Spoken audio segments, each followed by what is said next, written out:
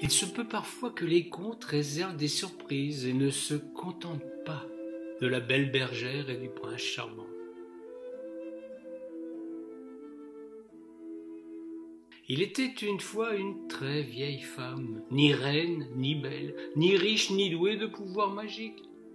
Elle allait par les chemins confectionner des bracelets de luzerne pour ses lapins, des fagots pour le feu, des bouquets de fleurs sauvages pour les donner à qui les lui demandait. Elle était courbée par l'effort, tremblante et fragile. Elle n'avait ni amis ni famille et la vie pour elle s'achevait dans la peine et la misère. Il était aussi un vieil homme, ni prince, ni fort, ni particulièrement adroit, ni même capable de prodiges.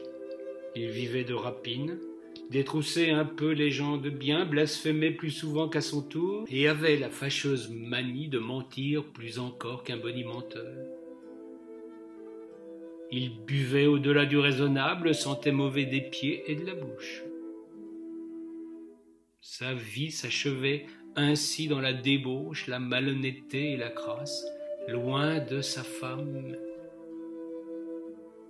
La vieille avait tout d'une sorcière. Elle avait été belle, mais c'était il y a si longtemps. Le vieux était pire qu'un démon.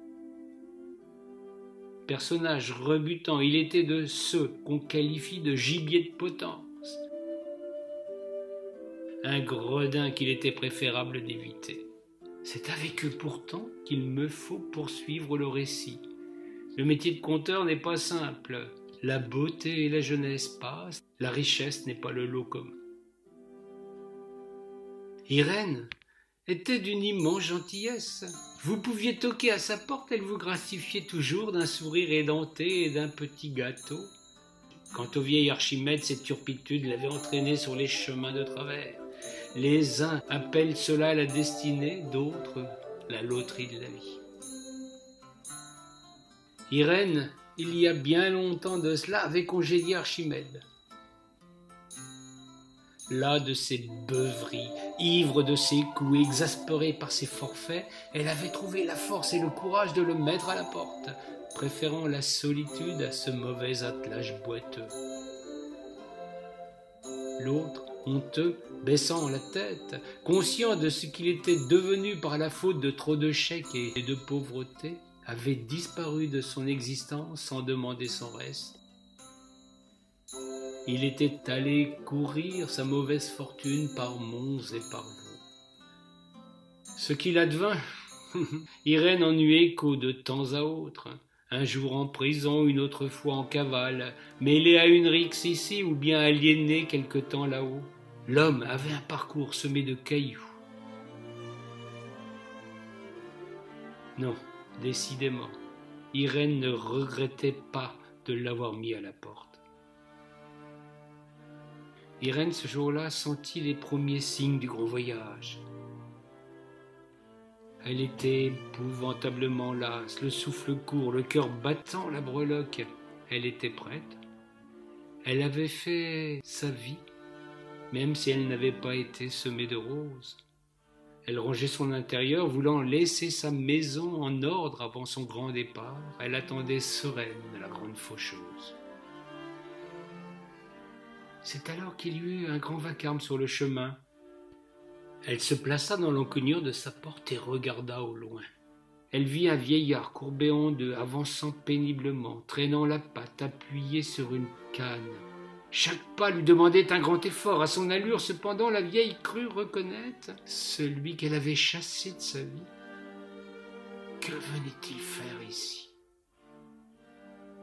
Elle n'eut pas le temps de trouver une réponse. Dans son dos, plus loin sur le chemin, un chariot tiré par un puissant cheval était mené par un homme étrange. Derrière lui se tenait debout un comparse.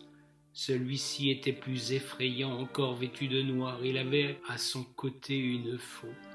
C'était, à n'en point douter, l'attelage de l'Ankou et du Charron venu l'acquérir. Irène n'avait nulle crainte, elle les attendait. Mais c'était Archimède qui était en travers de leur course folle. Il devait être sourd puisqu'il ne les entendit pas arriver. Il allait être fauché quand, fort d'un pressentiment, il s'écarta d'un bond surprenant pour son état. Le chariot de la Camarde passa puis disparut sans passager. Irène se signa. Qui voit l'encou voit sa mort, et pourtant, ni elle ni son maudit époux n'étaient partis pour l'autre monde. Elle aperçut Archimède se remettre sur le chemin, se pencher, ramasser quelque chose. Il se rendit plus péniblement encore et vint jusqu'à elle. Que lui voulait-il donc, ce mauvais diable? Archimède lui aussi avait senti sa fin proche. Il avait souhaité demander pardon à son épouse avant de quitter cette vallée de larmes. L'émotion qu'il venait de vivre, en frôlant la mort, le priva de la parole. Arrivé devant celle qu'il avait fait tant souffrir, il tendit silencieusement ce qu'il avait ramassé sur le chemin. C'était un fer à cheval en or incrusté de diamants. La bonne fortune était passée bien trop tard pour lui. Le vieux s'en retourna sans un mot. Irène vit ses épaules se soulever doucement. Il devait pleurer, ce qui n'avait jamais dû lui arriver. Puis le coupe-jarret, les greffins, le margoulin s'en retourna par le même chemin d'un pas plus lourd encore. Arrivé à l'endroit exact où il avait croisé l'encou, il s'effondra. Irène n'eut pas besoin d'aller à son secours. Elle savait qu'il était trop tard. Elle se dit encore que sa dernière heure allait à elle aussi sonner bientôt. Elle n'avait que faire de ce trésor remis par cette canaille. Elle rassembla ce qui lui restait de force pour aller jusqu'à la masure voisine. Il y avait là un jeune couple avec 3 enfants en bas âge. L'homme, faute de trouver du travail régulier, avait pris le même chemin que son Archimède d'autrefois. Il buvait beaucoup et levait parfois la main sur son épouse. Irène s'approcha. Elle entendit des cris et des disputes. Elle profita de ce désordre pour poser, sans être vue, le fer à cheval sur la table et s'en retourna chez elle. Quand elle revint dans sa masure, elle ferma la porte et se coucha.